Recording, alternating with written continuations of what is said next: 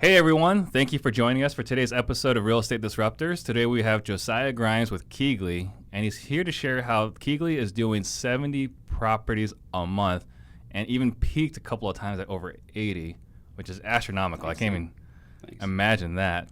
If this is your first time tuning in, I'm Steve Trang, broker owner of Stunning Homes Realty, founder of the Offer Fast Homes app, the only app you need for wholesaling, and I'm on a mission to create 100 millionaires. So please message me if you ever need any help with your business. If you're excited for today's show, please give me a wave, give me a thumbs up. And as a reminder, I do not charge anything for this show. I don't make any money doing this, so here's all I ask.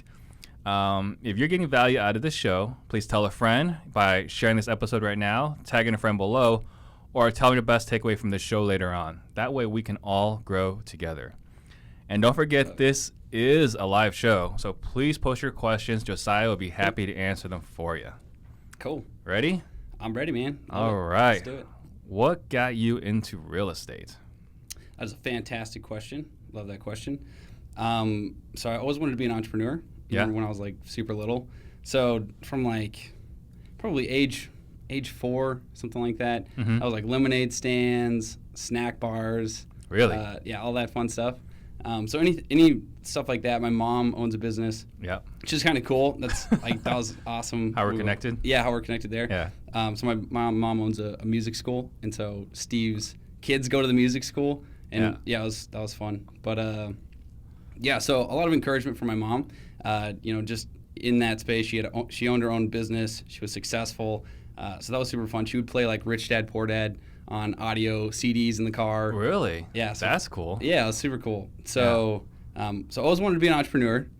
Super excited, just about business. I was that guy that would sit there like in my high school classes or junior high classes, and like literally I would just write out numbers. So I'd be like, okay, so the business is going to look like this, it's going to look like this, and then I'd be like, okay, but that's this is the product we're going to sell. The product will sell for $13 a piece. Okay, if I sell 75,000 of them, all right, numbers look pretty good. That was my life. The eternal optimist started early. Yeah, 100%. So, that was my life, right? I loved business. Always had a passion for it and interest in it. And then when I was 17, so at 17, even though I had done all these little business things, I was still like really quite naive as far as how a real business works. There's a big difference there between like what people think it is and then what it actually is. Right. And so I went to an event, right, which is really just like a pitch-a-thon. So I went to an event, met a lot of interesting people, and really, if you've ever been to an event like that, it's basically you get an hour. Like each speaker gets an hour, and then they talk a little bit, they give a little bit of content, and then the rest of the hour is just like a pitch. Oh, yeah. Right? Like them selling something. Like get motivated. Yeah, it's like get motivated, and then the way you're going to make $1 million is by buying this for $15,000. I'll see you in the back, like that type of. You can write a book for $40,000. I'll help you all the whole way. Yes, exactly. I'll help you the whole way. Yeah. Awesome. So, yeah, exactly. So I went to that pitch-a-thon event, and one of the guys talked about, he's like, his whole thing was like, I will teach you how to take $10 and turn it into $10,000 in real estate. And I was like, wait a second here. Like, hold on. I've read Rich Dad Poor Dad. Talks about, talks a lot about being financially literate, but also talks about rentals. And I was like, dude, like rentals cost a lot of money. How do you make money in real estate if you don't have money? Right. And so I actually asked the speaker, I was like, do you mean like $10 or you can take $10,000 and make another $10,000, right? And he was like, no, like $10. I was like, dang. So it's the minimum number for consideration in the state of Arizona. Yeah, $10. $10. And so so I was like, dang, that's interesting. At the same time, I was like, that might be false. Like you could be lying to me. Yeah. And so I went to I was talking to the guy that cuts my hair. Okay. I was talking to the dude that cuts my hair, and I said, hey, like this is my circle of influence here. These are the people that my advisors, right? So the guy that cuts my hair, I was like, hey. So I was at this event, and this guy said that he took $10 and made $10,000 in real estate, right? Like, have you ever heard of that? Like, does that make any sense? Like, that's just fake, right? And like my hairdresser, barber, whatever, without board of advisors. That's right. Boom. Okay, board member. Here we go. Without missing a beat, is like, oh yeah, I cut the hair of a guy that does it all the time. I was like, what? Like, dang. Okay, who's this guy? he was like, well, I can't like give out his information or anything. But like he just started a little company. It's called Clever Investor. I think that they have like a social media platform, something like that. So I was like, okay, cool. So anyhow, that led to I reached out. Cody had just launched Cody, for those of you who don't know, Cody Sperber, but had just launched like a social media website. So before he had the education business, he was like, I'm going to make it big in the social media market. And so it launched a social media website for real estate investors. And so I logged on and I was like, all right, I'm making an account. I was trying to be super active, messaged Cody directly, basically said like, hey, I'm really eager to get started, blah, blah, blah, blah, blah. The guy that cuts my hair had also kind of like given me a good word, and said like, hey, Josiah's pretty cool. He might reach out to you through your platform or whatever. And so from there, basically, it was like probably a few months of just like following up and being like, hey, and then I bought the first version of like, they had like something like a fast track is what the product's called. So I bought the very first version of that with like all the money that I had. And then I spent, all the money that I had. And then I was working for my mom at the time, cleaning the music school. And so I can't remember. I think she might have like forwarded me a couple $100 to buy bandit signs, because I was gonna go put up bandit signs. That's so cool. Yeah, it was fun. It was cool, dude. It was awesome. So bought bandit signs, and then essentially Cody gave me a call just to be nice and say like, hey, let me check in, help you out. Gave me a call and said, hey, what, where you at? What are you working on? And I told him like, hey, I watched all the videos, and I just, I'm trying to figure out how to apply this, right? How do I apply this?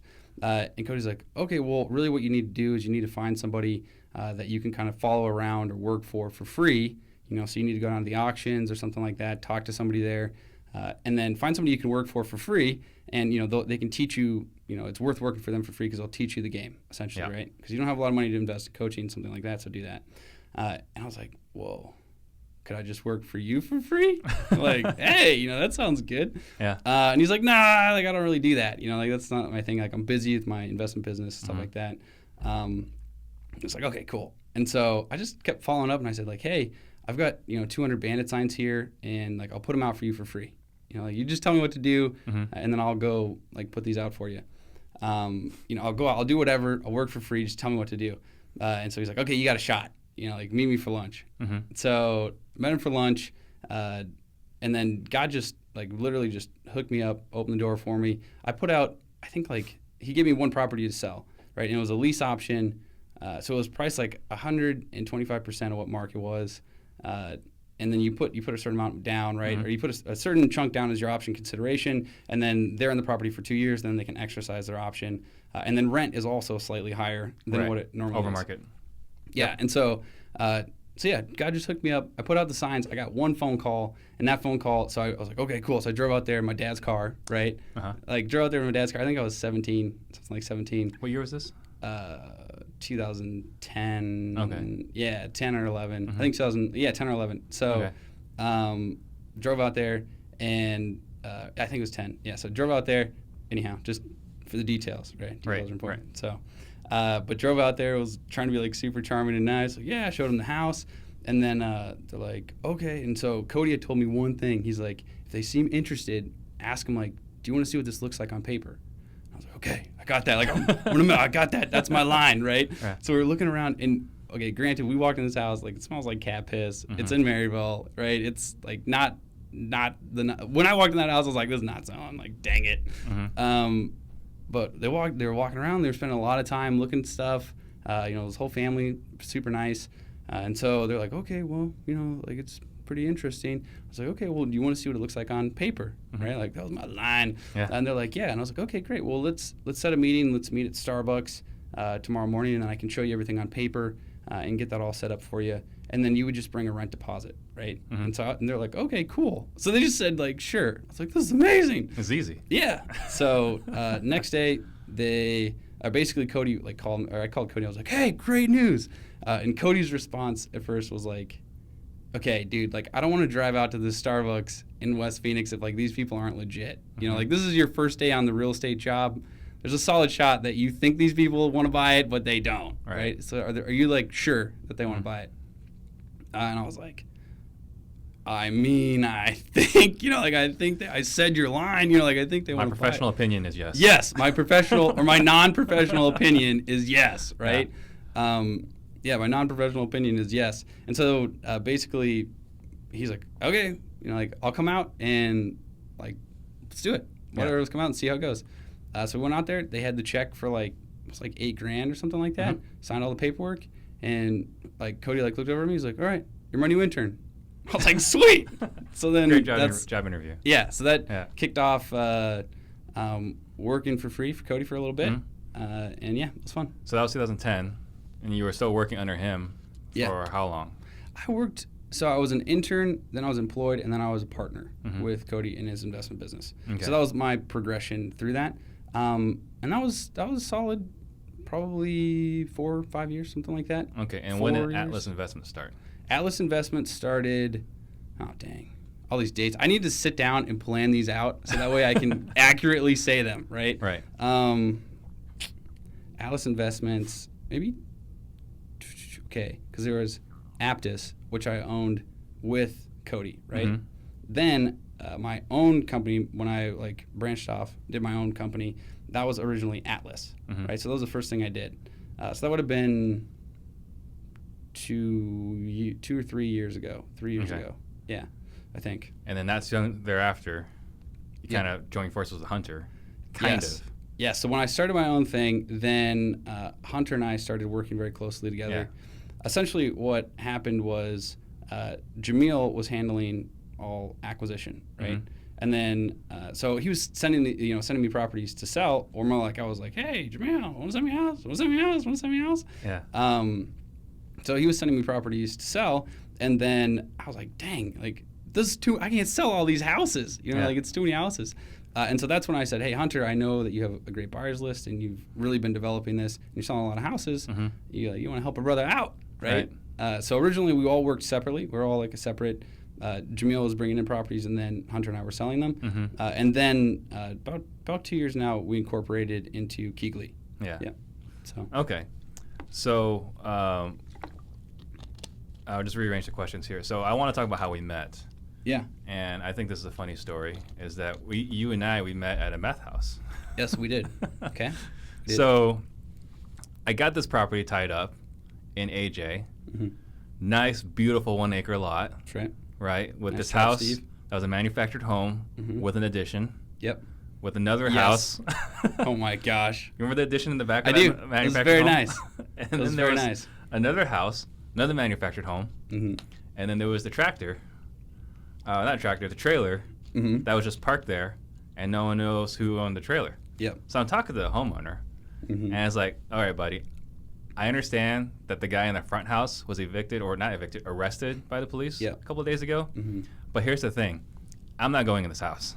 So we need to get an idea of what the house looks like. But unless you get those people out of there, I'm not going in. Yeah. And he's like, I don't know what to do. I don't know what to tell you. So I called Jamil. I was like, Jamil, look, I got this property. It's an AJ. It's a crap hole. And we need to get inside. He's like, Steve, I got it. Don't worry about it. I've got this guy, big dude. It's like a bouncer. He's got the holster where you can put the guns on both sides, right? Gosh. Okay, all right, Jamil, that works. So let's meet 11:30, whatever. And I pull up 11:25. I'm sitting there waiting. It's like, Jamil, it's like almost 12 o'clock. Like, where's your guy? He's like, bad news, man. My guy bailed on me. But I got this other guy. You're going to be fine. Awesome. So fantastic. So I'm sitting there and waiting, and I see you and Hunter pull out. I was like, okay, this guy is the opposite of the gigantic dude of the bouncer with the 2 guns. That's hilarious. Especially because we had Hunter too. Like Hunter's like my little sidekick. That's awesome. I think Hunter, I don't even know how old Hunter would have been then. I think he was like 19 at that time. Yeah. Oh, that's awesome. Yeah. So, but like Jamil was right. Like you knocked on that first door, talked to that lady, walked around, took photos. I didn't even walk into that house. Steve's out front. He's like, nah, I'm good. You guys, you handle it. I'm going to wait up here for the homeowner. Well, I was just chilling with Hunter, right? Yeah. You're the one doing all the hard work. Oh, my gosh. So then you went through the trailer. I remember that. And then you went to the back house. And I was like, okay, if Hunter's in there for like 10 minutes, either it's safe or someone needs to rescue you. Yeah, seriously. Or I'm dead. Just dead in the back So let's house. go find out. So that's when I eventually had the courage. Yeah. That's awesome. Yeah, I remember that house. But it's crazy how we met. Okay, so one of the things we were talking about was one of the benefits you guys can provide to new guys. Yeah. Right? So if you're new in the wholesale world, this is somewhat intimidating from the outside looking Super is, in. yeah. So what kind of service do you have for like the new guys? Yeah, so I think the biggest thing that I struggled with when I was like starting in real estate, and this is like, I have a couple very key examples of this, but you know, like the enticing part is like, okay, I can take $10 and make $10,000. Like that sounds awesome, right? Like sweet, like I've got $10. You know, I would rather have $10,000. I'm down, right? Yeah. So as far as that goes, wholesaling is a pretty easy pitch, right? Like most people want to do that. It's the get rich quick scheme, but real. Yeah, but real, right? Seriously, it's like winning the lottery. Yeah. And so that part's great, right? Like that part's awesome. What you don't realize is it's $10 with the promise that you're going to buy somebody's house, right? And then if you don't perform, like you just straight up lied to that person, and that sucks. Like it does suck. That part's not fun. So it's kind of like a little bit of a bait and switch because you're like, oh, $10, I got that. They're like, oh, well, you also have to tell somebody you can buy their house. Like, well, I have I'm in this because I got $10. You know, like not because I have. That's all I got. Yeah, not because I have hundreds of thousands of dollars to buy them. So, so that was a big struggle when I first started. Right, was like, dang, sure, I can get the house under contract, but you know, where am I at morally here? If I'm telling someone I'm going to buy their house, they're moving their stuff out of the house. They're planning. Yeah, they're planning. That money is already spent. Yeah, or they put a deposit on someplace to go next. Just you know all of that stuff that comes with moving, right? That you would normally do, and especially back then because like all of our contracts were like 30-day closes and like 29-day inspection periods, which like don't do that. Okay, if you're starting out wholesaling and you do not have a solid dispositions line. Like don't have your inspection period go all the way up till the day before close unless you want like a really pissed off seller if you have to cancel. Like, not a good move. Yeah. But that was a big issue, right? Was like, dang, as Josiah, I don't, you know, like going to these houses, I don't feel comfortable telling this guy I'm going to buy his house if I'm pulling up in a kind of a beat up car and I don't have the money, you know, to fulfill on this. So one of the big things that we do now that we've been super successful with and I'm really like happy and proud that I get to do this, and it works great. Like it's a win-win. But for like you know guys that are out there and they've got the $10, right? And they got the $10, they have some time to go door knock or to dial or to you know whatever work. Make bandit signs, right? Yeah. You know, then we step in to be their backer, right? And so they hit us before they go to an appointment. They say, hey. This is the property. What can you pay for this? And I said, that's my buy. Like this is my buy number, and then I think we might be able to sell it for a little bit more. If we do, we'll split that, right? We'll split that bit over it.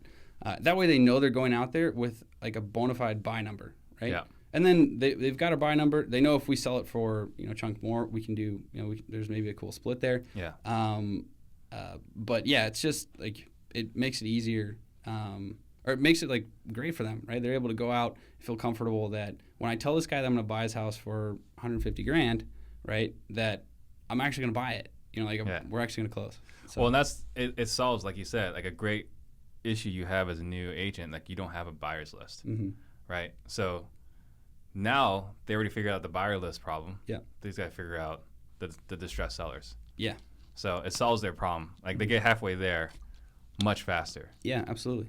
So that's a really cool service. So let's just kind of elaborate on that. So I got a property tied up, and I say, hey, Josiah, I got this appointment at 3 o'clock today, and it's 123 Main Street. I text it to you, and then about 30 seconds to 5 minutes later, we'll say, hey, this is what we think we can sell for, or this is our buy number, or this is what we'll pay for it. Yeah.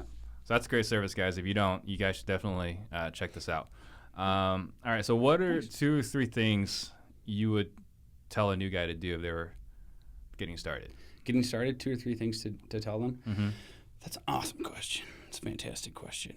So there's lots of different ways to bring in properties. There's lots of different ways. I think a huge thing is like networking and getting to know people. That's important. So you have to network with people. You have to network up. Right? Yeah. If somebody asks you to get a cup of coffee, probably not worth it. Probably not worth it. Yeah. Whereas if you like strategically say like, hey, these are like Steve here in Phoenix, like, okay, Steve's like a stud, like he does an awesome amount of business here, runs an amazing brokerage. Appreciate that. Yeah, absolutely. So that would be somebody that would say like, hey, I want to connect with Steve. How can I do that? And then to do it in a way that adds value. Yeah. So to say like, hey, Steve, want to grab coffee? Okay, well, if you're just getting started, Steve's gonna be like, bro, like I love you, you know, like you're great, but I'm not getting anything out of going to get coffee with you. So that doesn't really work. Whereas, like what we tell a lot of guys is like, hey, if you have, you know, because our focus is mainly on the sales side, right? The dispo side. That's what we focus on. And so it's like, you know, people will say like, hey, I want to grab a cup of coffee. Like, okay, well, meet us out at a house. You know, like meet us out when we're looking at a house. We can walk through it. You know, like, and that way it's like we're already working. They're just showing up to meet, and then they're gonna, you know, they'll get something out of it, right? That way there's value on both sides. So just you want to create value or figure out a way to bring value to those situations, or show up where they're already getting value. So like if okay, guys. So if you want to hunt down Steve, okay, like you know Steve is going to be at a particular meetup every first Thursday. Yeah, first Thursday of the month. Okay, so that's a great opportunity because Steve's going to be there because it's already value for him, right? So that's a great place to meet Steve. Whereas if you're like, hey Steve, can I get coffee? I mean, if somebody just consistently pings me to get coffee, I'm like, I love you. Sorry, no, like I love you. I'm busy. You know, like it doesn't get anywhere. But so that'd be like one of the biggest things for guys that are just getting started. So network up. Is network up, and then do it in a way where like they're already there for value, and so you're a bonus, right? Yeah. Meeting you is a bonus. That's, I think, the way to do it. Because some guys are like, man, nobody wants to give me coffee or get coffee with me. It's like, well, duh, dude. You know, like there's no value. So that's a big thing. And then I think another thing that especially younger people don't realize is that we're like as humans, like they've done actually like decent amount of studies on this, but we're more motivated by the fear of loss than like potential gain. Right. And so I think a lot of new entrepreneurs just in general, but also a lot of new real estate investors, when they're starting, the reason why there's not as many successful real estate investors as there should be, you know, besides like lack of good training and stuff like that, is really because they're not realizing that as a human you're going to be more concerned with what can I lose, right? So like if you have to dial, you know, if you're going to dial for 2 hours every night calling people, and that means you're going to lose 2 hours with your family, you're going to really start to think about that as a regular human being after about a week. You're like, dang, I'm losing 2 hours of family time every night. Now, obviously you're doing that for your family, right? And you're doing that, and that's eventually going to reverse, and it's going to be well worth it. But when you're first doing it, you just got to realize, like, as a human, you're going to say, like, dang, this sucks, right? And how can I avoid this loss? It's going to suck. It's going to suck for a while.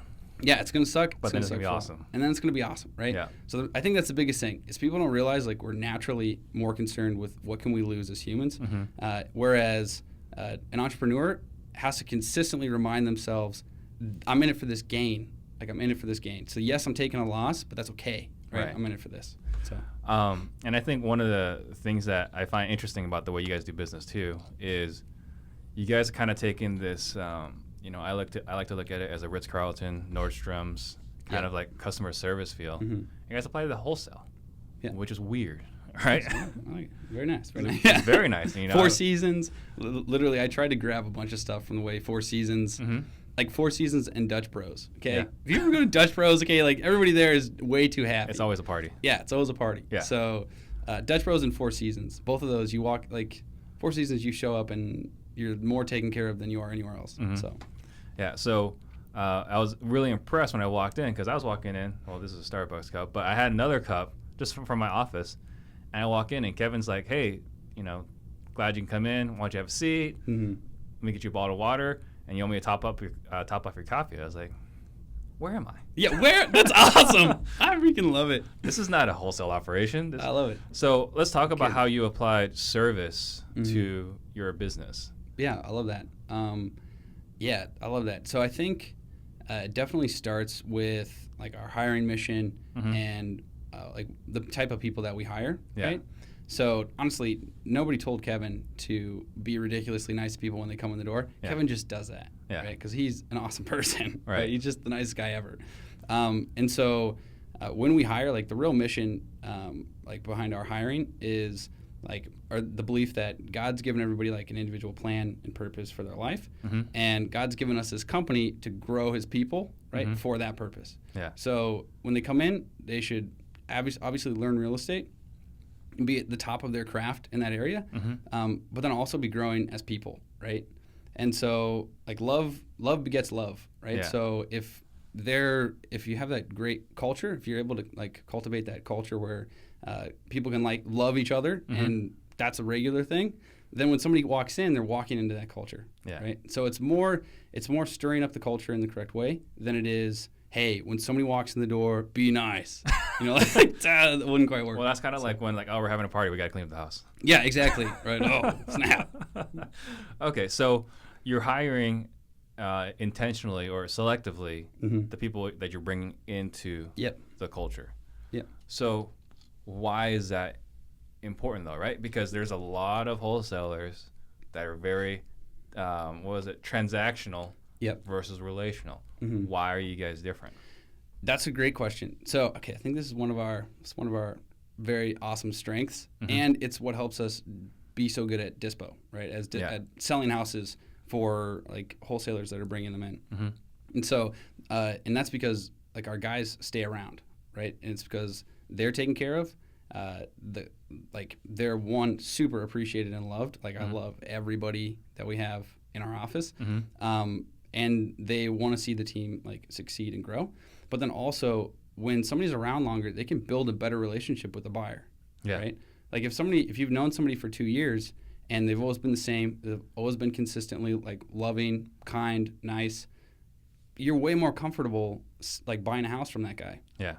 Versus somebody that just shows up, like sends you a text blast and is like, "Yo, like here's this property. You want to buy it?" It's like, I don't know this person, So it's absolutely strategic in that one. That's the type of culture I like, right? That's the type of company I want to run, where I can feel proud of it and just like love walking into work, what I mean, and talking with people. Yeah. So. So for the culture aspect, but then also very strategically for long-term growth. And then also in real estate, I mean, it takes a couple years to get very proficient, to understand, even just understanding like the jargon, right?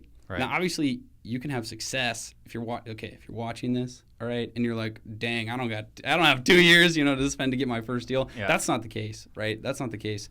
But to get to a very high level of professionalism in real estate, where you're like on the edge, that can take some time. You know what I mean? So to get to 2 houses a day.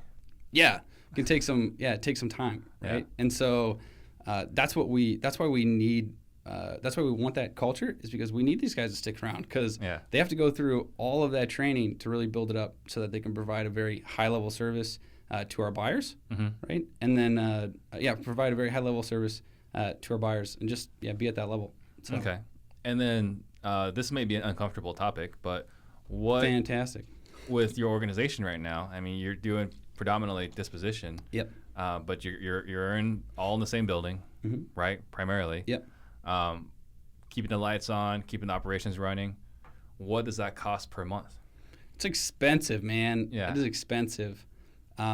I always defer all financial questions to Hunter, okay? Yeah. So he's the one with the glasses. Yeah, he's the one with the glasses, all right? He's also the one, okay, most of the time I dressed up for Steve, okay? I appreciate that. Put on this blazer, my white V-neck. I never wear this because I always spill stuff on white shirts. So I dressed up for Steve. But at the office, normally I'm in shorts and a shirt, T-shirt or whatever, right? Hunter shows up. He's got like custom fitted shirts, custom fitted pants. His shoes are like from Santoni in New York. Flies to New York and has them custom made. Yeah. Nice. It's got good taste. Yeah, mint. I defer all financial aspect questions to Hunter, but it's a lot. Okay. It's a lot of money. I mean, round numbers? Roundly, it's like a lot. Roundly, it's a lot. Okay. And that's because we want to invest in our people, right? We want it to we want this to be the best opportunity for them. Sure. Right. We don't want this to be like, I'm working here because I like the culture, but really I could get paid more somewhere else. We want it to be like, I like this culture, and this is legitimately the best spot for me to be in. Okay. Yeah. So what would you attribute your success to? Because this is a competitive market, right? Yeah. You guys are standing out. Thanks. Well, not just standing out, dominating. Thanks, dude. Thanks, man. So Appreciate what that. what do you attribute your success to? That's an awesome question. So, I think it's like an umbrella, right? Mm-hmm. So the top of an umbrella, I absolutely attribute it to God. Like, God's just awesome. He's super.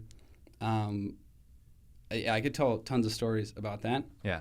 So I think under that, like, he gives us a lot of things to work with, right? Where he's like, hey, here's an idea, right, that I wake up with. I'm like, that's a good idea. Awesome, let's try that. Right. But I don't think it's so obviously we're always trying to think, how can we do this better, right? But I think really the biggest thing is how we handle relationships. So real estate, people think it's like a property business, right? Like, oh, I have to deal with properties. And that's a part of it, but it's really relationships. Like, it's really how you interact with different people. Like one of the biggest things that we teach the disposition guys, and this is something that I had to learn. So for everybody that's like new or getting started, this is like useful, is that like, you're not customer service when you get on the phone, right? People want to buy from their best friend. Yeah. So how are you interacting with your best friend, right? Are you friends on Facebook? Probably. All right. Are we, do I like your Instagram pictures? Probably. All right. Do we go out and grab food or something every now and then? Probably. When we answer the phone, do I say like, hello, this is da-da-da-da-da at da-da-da-da-da?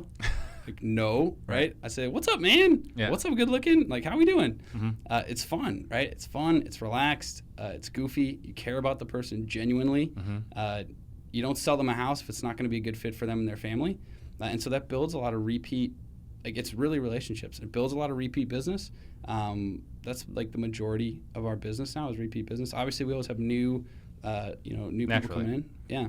So, again, going to, some of us would love to have 10 a month, right? Then you get to like 30, then 50, 60, 70, and like you said earlier, you peaked at 80 a couple of months. Yeah. What are some of the pains along the way? Oh my gosh. To get there. All types. I will say somewhere between like 1. Okay, obviously if you have 0, that's the worst. Okay, because 0 is like, this sucks. Yeah. And so somewhere between 1 and 5, like somewhere between 1 and 5, that's where I think it's the worst because, or at least that's where it was the worst for me. Yeah. Because it was like, dang, that's when you have like 2 properties in escrow and maybe a third, but then one's falling out and you're like losing your mind. Stressed. Yeah, it's just stressful, right? So it's not fun. That's where I was like, I don't know about real estate. Like, this kind of sucks. Like, this is, I don't know if I like this. So I think that's like the toughest part. And then just knowing that like when that comes about, like it's okay and it's not going to be that stressful. Yeah. Right? Like it really isn't. And then a big part of it is like who you choose to do business with. So you should be unoffendable, right? So if somebody treats you incorrectly, you should never be like, oh, I'm not doing business with you, right? Like that's not what I mean at all. But you should never be offendable, or somebody can like say something to you and you get mad and say, I'm not going to do business with you. But you can strategically choose to do business with people that aren't going to call you screaming, right? That aren't going to, make things terrible. But when you're doing 1 to 5, you just kind of do the deals. You know what I mean? So that's like the tough sticking part. And then, there's definitely a process to it. But then it gets, where 5, like, obviously now, but even when it was just me, like there was a point where if I had like 5 in the pipeline, it was like, oh, like this is kind of low. But also I had time. I wasn't worried about title or anything like that. Like I could get all of that done and be focused on other things. Whereas it took me a while to get there.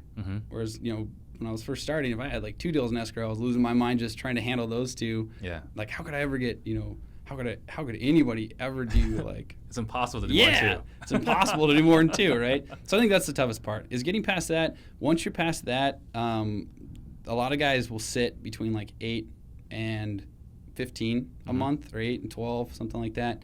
So a lot of guys hang out in that area, and that's like good, healthy business, right? I think at that point you have to decide, do I want to start hiring for long term? You know what I mean? Like, do I want to start hiring for long term? Because then you can start turning over some of your high level roles. Whereas if you don't, you can run a one-man show and have like a revolving door and do between 8 to 12 deals a month pretty consistently, right? Yeah. You're just always going to be pretty dang actively involved in that business. Yeah. So, and then after that, it just like just goes. So, I mean, you guys, I think, were doing like around 30 at the beginning of the year, right? Beginning of this year, okay, that we've been pretty consistent. I think we were above 50 at the beginning of this year. Okay. Yeah. So then let's just say last year when you were in the 30 to 40 range. Yeah. What's difference between the 30 to 40 range to now the 60 to 80 range? Really it's the education of, and the fact that they're just insanely awesome, but of the employees. So now I don't have to handle, things that, like before, like if a title issue comes up or something happens, I need to be there, right? Like I am the one that has to say, like, yeah, do this. Now that's not the case, right? So now if I don't go to the office, like it's taken care of. Like I don't know how many files in pending right now, right? And I really don't know what's going on. And it's because the employees are now at a very, like, they've really worked hard and they're at a high level where they can handle that stuff. Yeah. So, there's a question from somebody here. Do you do any business in North Carolina? Okay, so we've looked at North Carolina. I like that market. Right now we're focused on, we rolled out in Florida, so we're doing more there. So it's in our sights. Eventually we'll get there. Yeah. Currently we're not doing any in North Carolina though. Okay. All right. So for NC note buyers, because you was wondering how you can partner with you. So right now you're not really doing Love it. North Carolina. So unless you want to expand out to Florida or Arizona. I mean, it's pretty nice right now. It's time of year. It's not bad. Not bad at all. Not bad at all. So, all right. So, being that your business is predominantly disposition, what would you tell a new guy on how to build his buyers list?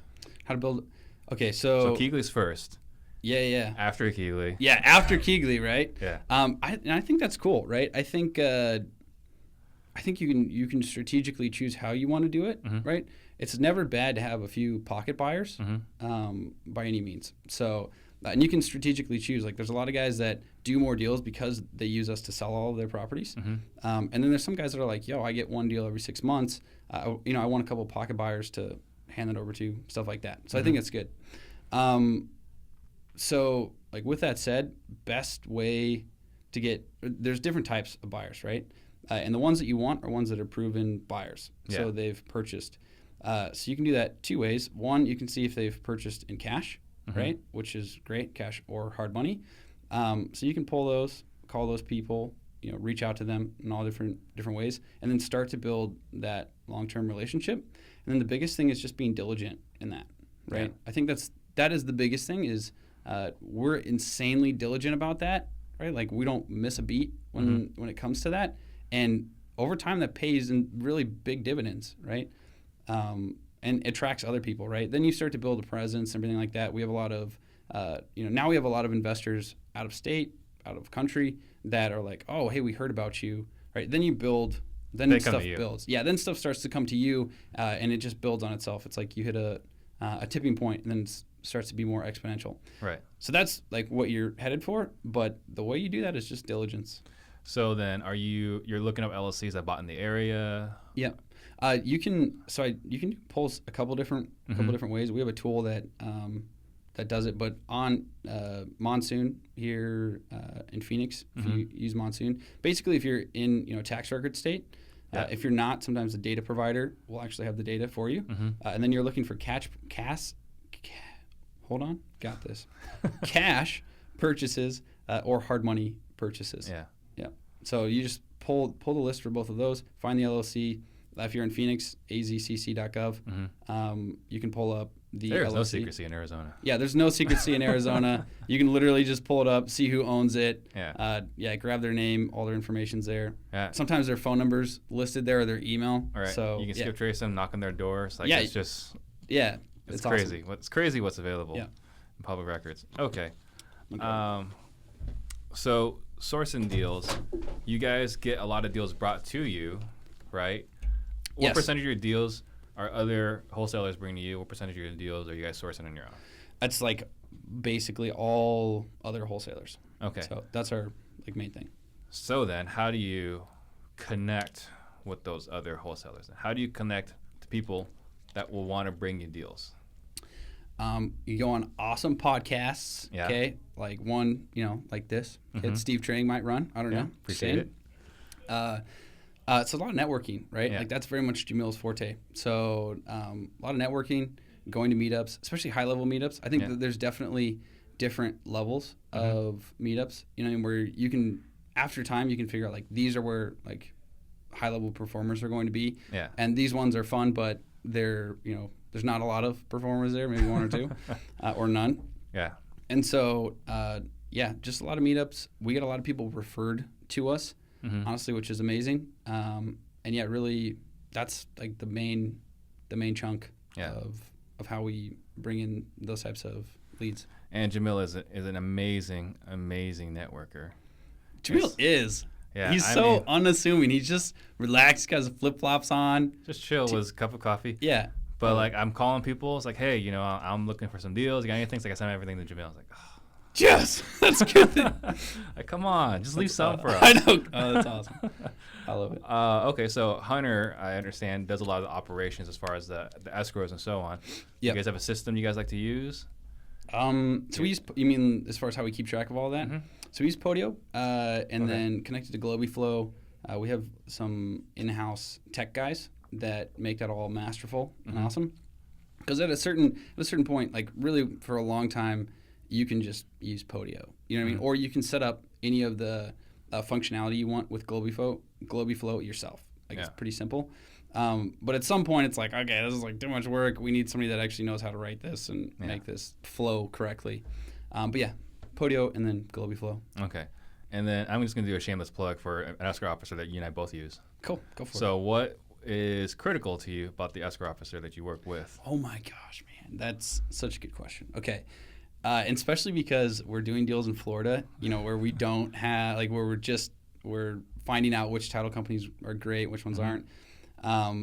So there's a lot, right? Obviously, they have to be comfortable with assignments, double closes. And then the other thing is you have to check to make sure that they're doing them with other investors and have been doing them for a while.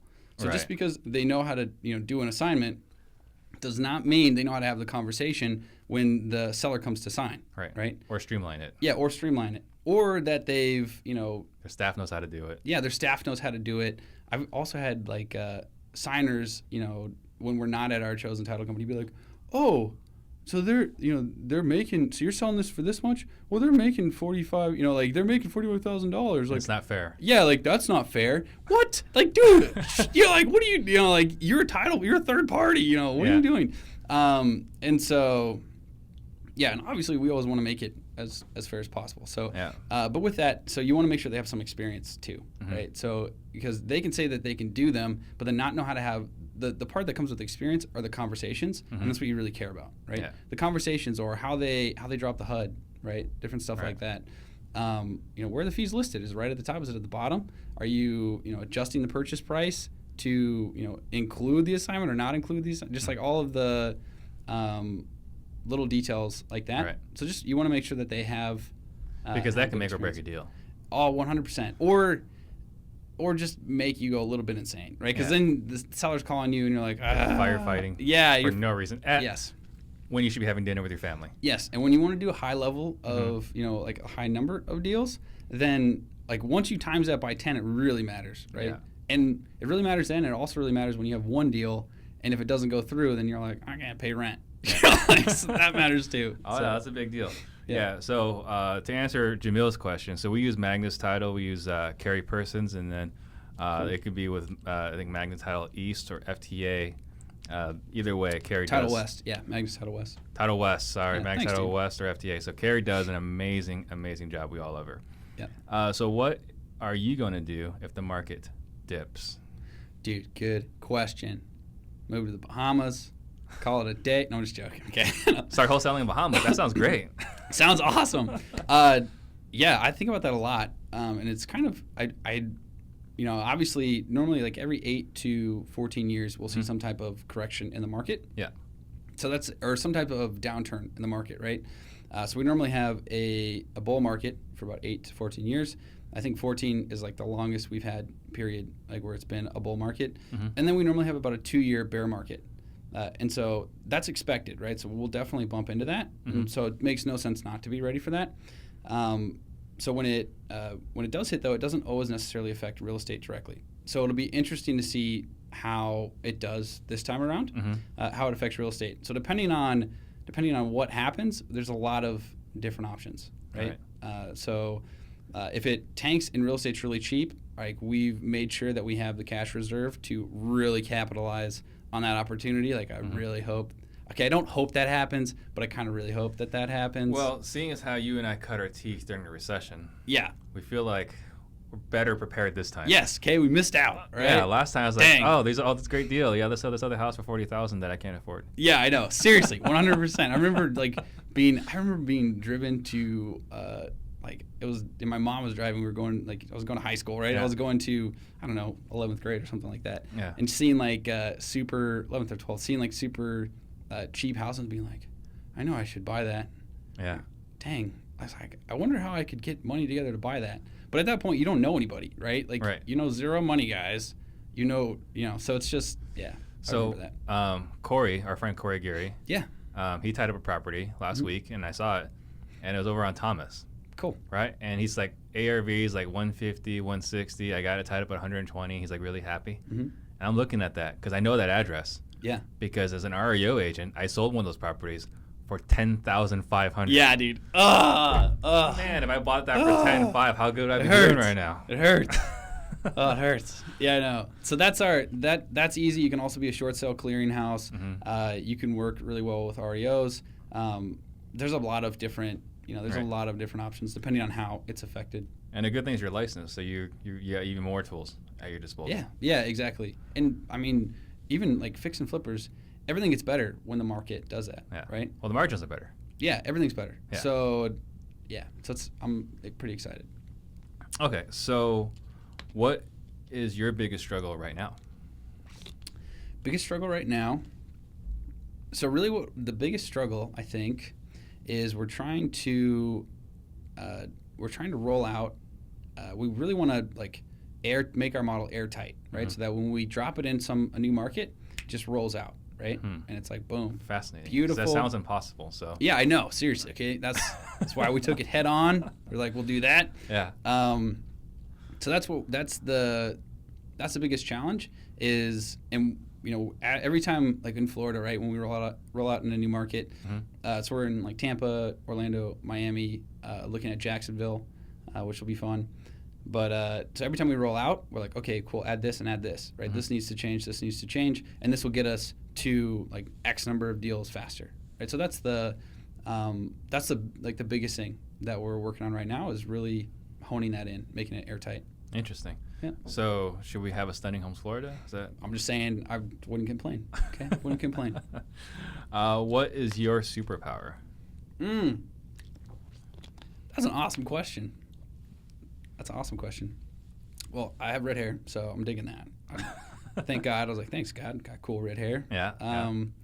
Superpower. I think the thing that I enjoy, the most, or maybe like a superpower, is actually like building a culture, right? And really like what do we have to pull in together, or what do we have to act like? How do I have to act as a leader, right? Or what is needed in order to make this that culture we want it to be, where people can really thrive and do well.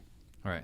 Very cool. Very cool. And that obviously, like I said, I've experienced this, right? Thanks. Walking into your office. Thanks, man. What is the greatest lesson you have learned? Ooh, greatest lesson. Oh, man. Okay, I think, dang, there's so many lessons. Should have prepared for this. Just the biggest one. No pressure. No pressure. Just the biggest one. I love it. I think something that's super important and that bogs down a lot of like younger entrepreneurs, or just starting, not necessarily younger, right? Because you could be a starting entrepreneur and be like 85, okay, right? And that's awesome. Like that, hands off, hats off to you. That's awesome. And so I think the biggest thing is like you get bogged down with stress, just like day-to-day stress. And so like if it seems like a life-ending situation, it's definitely not. And then also what you have to remember is that most people sell a house like 1, 2, 3 times in their entire life. Yeah. So we're experts at the thing that causes the most stress for the majority of the population. Yeah. So since we're experts, it doesn't have to stress us out as much as it stresses them out. Mm-hmm. And so we're going to get a lot of that overflow, right, of that stress. Like they sell 1, 2, or 3 of these, and it's a big chunk of their wealth or their savings. Mm-hmm. They're going to have a lot more stress than we are, where this is like dealing cards, right? This is our regular back and day to forth. day. Yeah, day to day. So I think the biggest thing is just not holding on to that stress, like just giving that up, not worrying, right? So it's interesting. Yep. What is your favorite, best, or most interesting failure? Favorite, best, or most interesting failure? Dang, that's tough. Every time I think of failure, okay, let me think. I try to think of failures as a positive thing, for the most part, at least. Almost always is. Yeah, it almost, or even kind of always is. Yeah. So I'm trying to think of one where I was like, dang, that was a bummer. I don't know. There's a ton, man. Yeah. I'm trying to think of something that would be substantial. Most of the time, it's little stuff. You know what I mean? Like most of the time, it's I had a phone call, my first phone call with a buyer, right? Mm-hmm. I was straight. This guy had, a couple $1 million to spend. That was the info that I had on the person was they have a couple $1 million that they want to spend to buy properties. And then I was 17 at the time. And some guys work jobs. I was a gymnast and then went to a prep school. Mm-hmm. And so I didn't I never took phone calls ever, right? Yeah. Or made phone calls. So to make a phone, I didn't even know what to say, it was weird. And so I was just so insanely nervous and butchered the crap out of that call. All right, just stuff like that. You know what I mean? Where it's oh gosh, what was I thinking? Or showings, right?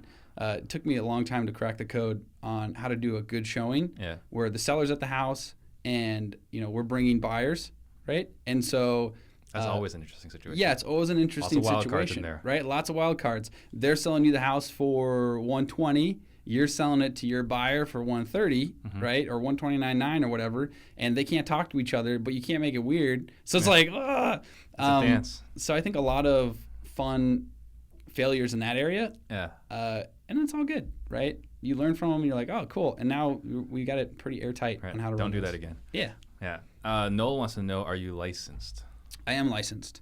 I'm licensed with my man Steve over here at Stunny Homes. Yep, it's much appreciated. Yeah. What book have you gifted more than any other?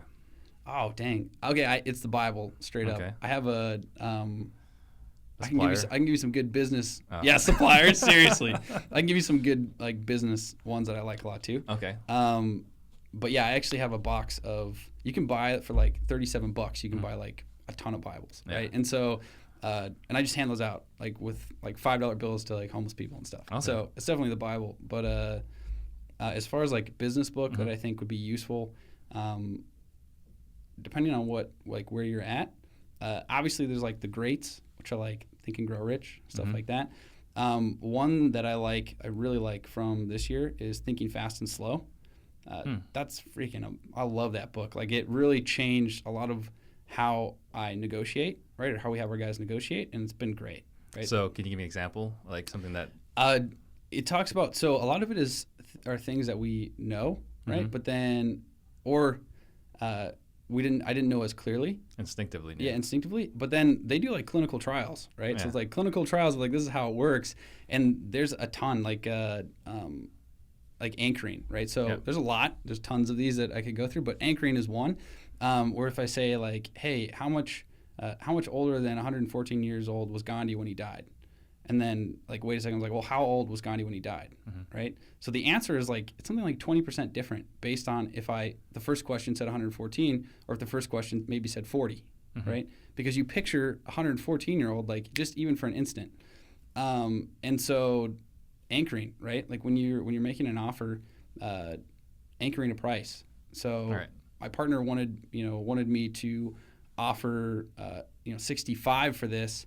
But I was able to get them to 80, right? And that they want 100, right? So instead of saying, I know you want 100, I was able to get you to 80, right? You start with 65, I got you to 80. Yeah. And they did the same, some of the tests were like they would ask them, they would spin a wheel, it would land on a random number, and then they would ask them a question, and the answer that was given was directly affected by the spinning of the wheel that had nothing to do with the question. For sure. So just goofy stuff like that. So thinking fast and slow? What was it? Thinking fast and slow. And then another really good one. I didn't originally read this book because I thought it was like, I don't know, I thought it was going to be too simple. It's Never Split the Difference.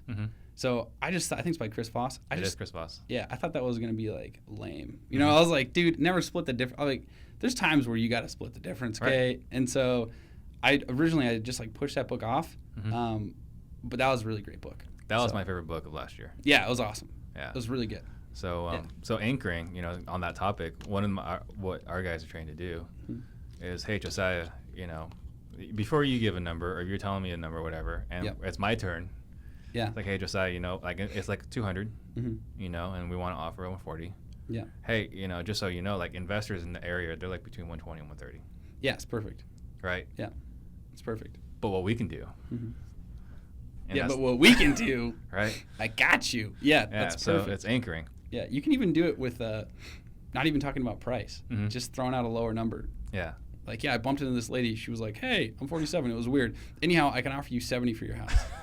Like, seriously, even that works. No, that makes sense. But yeah, what you're talking about. Yeah, it's fun. It's okay, cool. So the other thing we're talking about, you know, relational, transactional, there's a lot of turnover in our industry in the wholesale side. And, you know, I kind of posted a question yesterday about how many people do we think, how many wholesalers there are, because it seems like there's like an infinite number of them in our market. Yeah. But a lot of them leave. So what do you attribute that to? People leaving? Or people not making it in wholesaling? Not making it in wholesaling? Oh, that's a great question.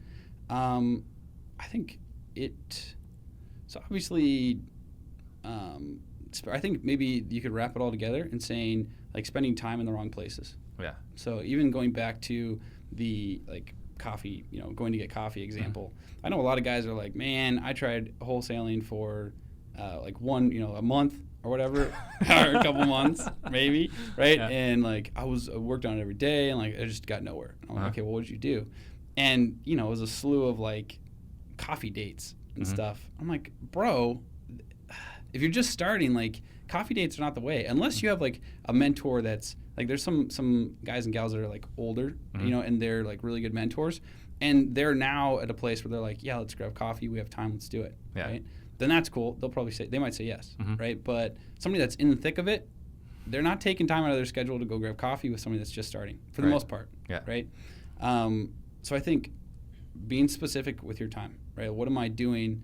If I go to a meetup, I talk to, 14 people, right? Yeah. But if I sit on a dialer, I can call 300 in an hour or a couple hours, right?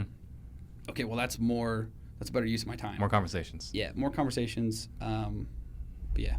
So more or less being intentional with your time management. Yeah. And then the last little bit, okay, just throw this in there. Extra bonus would be there's wholesaling is easy. You can do it quickly. You can make money super fast, right? And that's awesome.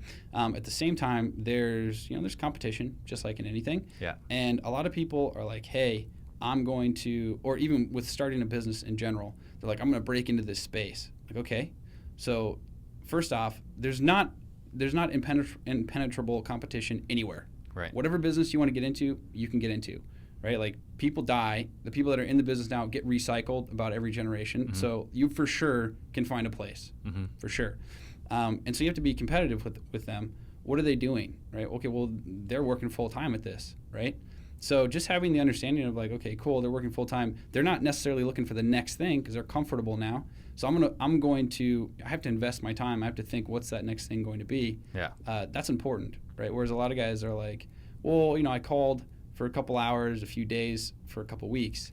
It's like, bro, I love you, but that doesn't work. Like, you can make it in, like 100%. You can make it in, but you have to realize what your competition is and be competitive. You can be all in. Yeah. All right. So Noel wants to know, how do you protect yourself against wholesaling since you're licensed? That's for you and me, but I'll just let you run with that one. I was gonna say, Steve, you just take it away, bro. Take it away. Well, as a broker, I think it's pretty simple, right? You just got to fully disclose, disclose, right? I'm a licensed real estate. I'll just give you guys my example. I write everything on AAR contract, and I put sellers aware that buyer is a licensed real estate broker in the state of Arizona. Sellers aware the buyer is intending to resell for profit.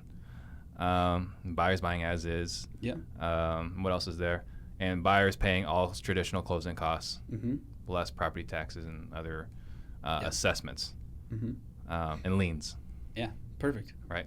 Yeah. So that's how we protect ourselves. It's disclose. Don't be stupid. Yeah. Yeah. Just disclose. Yeah. And then also connect with a good broker. Okay. Yeah. Like Steve over here. But connect with a good brokerage too. Right. That has people there that they're that are wholesaling and that they already understand. If you have to show up and then teach your broker how to wholesale, it's a little, it's like you can do it, but it's a lot of conversations. And then, it's kind of like you're the bad guy, which isn't fun. Whereas you're the bad guy, you're taking time of your day to explain yourself. Exactly. Over and over and over. Yeah. And I was actually speaking with an agent that's doing this, another brokerage. He's like, yeah, these 4 disclosure forms that we have to put, and it's, he's got the brokerage name on top and this and that. It's like, ugh. Yeah, brutal. Or some brokerages are like, for assignments, you need like 17 pages need to be signed. It's like, or they just don't do them. They're like, we don't deal with that. Yeah. So you just have to have the right broker and then disclose. Right. Yeah. Okay. Don't be stupid. So yeah, good lesson. Good lesson. Okay. So we were chatting about this momentarily. Coaching program. What's going on with that? Yeah. So so it's not like a big deal, right? It's definitely nothing. Yeah, it's definitely not like a big deal or anything. Like KeyGlee is that business. Yeah. But I am starting a coaching program. Really, the concept behind it is there's kind of a myth that like once you catch your first deal, like the second one just comes. Right, that's not how it works. Unfortunately, who's spreading that myth? Yeah, I know. Well, it's just like you get your first deal in the door, and then all of a sudden, you're going, and that's not the case. So, okay, check this out. All right, I'm pretty proud of this. All right, at first you're gonna think the name's a little goofy, and then I'm gonna explain it. So, the program's called Astro Flipping. Okay, which just like haven't even put the website up or anything like that, but it's called Astro Flipping, and the concept is there's certain strategies and things that you can do where. So like if you're going to do a front flip, right? Okay, if you do a front flip on the ground, then it's it's kind of hard to do, right? It's not super easy. You got to know what you're doing. You got to be practiced. Then you can do a front flip. Well, if you want to do 5 front flips in a row, like each one after the first one's going to be harder and harder and harder and harder. And so that's where astro flipping comes in, right? And so if you're in a zero gravity situation and you do a front flip, well, it's just easy, right? It just keeps rolling. Yeah. And so it's really honing in and talking about the strategies and things that we did at KeyGlee to get us from, okay, we did 1, 2, and now, now we're doing 70, like 80. That's the concept, right? Is how do you like open that switch or open that window so you can just go? Yeah. And it's just easy. Well, I think that's brilliant. And I'm a very big believer in coaching. I do a lot of various coaching programs. And so, I don't know what the cost is, but whatever it is, I am convinced it'll be worth it. Thanks, man. To learn from you, right? Someone has done it. It's not a guru that's not in the business. It's someone's actually doing it. So that's cool. That's exciting. Man. Thanks, man. What is the best way for one of our listeners to get a hold of you? It's a fantastic question, man. So my assistant answers my emails. So if you send an email to Josiah, Josiah, at KeyGlee, so KeyGlee.com. That'll go to, that's my personal email. It'll come to me. And then Carly's my assistant, so she is the one that like sifts through and helps with that. Basically, she makes sure that I don't forget to answer emails, because otherwise I will. I definitely will. But that's probably the best way to get hold of me. Okay. And Summer, who you've dealt with, yells at me too for not checking my emails. So that's awesome. We both have similar pains, or at least our admins have similar pains. Yes. Yeah. Okay, guys. Again, if you like this show, please share this episode right now, and then do join us next week. We got Danny with Highest Cash Offer. She's, from what I understand, the smarter or the better looking. Definitely the better looking half of Highest Cash Offer. So do check that out next Wednesday, 2:00. Thank you guys, and thank you. Love it. That was Thanks, awesome. Man. Fantastic. Thanks, guys. Cool.